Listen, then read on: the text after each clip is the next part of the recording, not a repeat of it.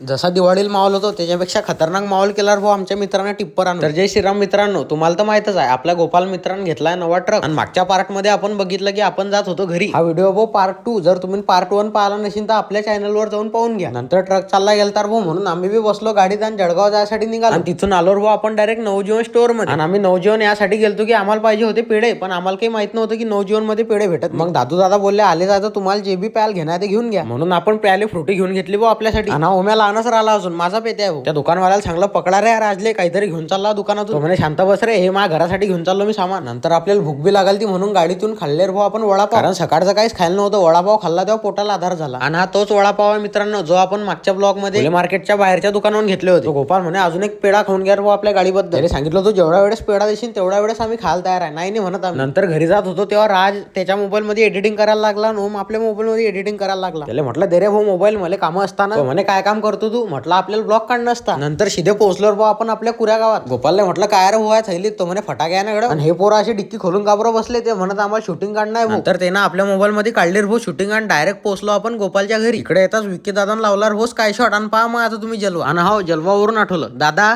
वाजव रे आता.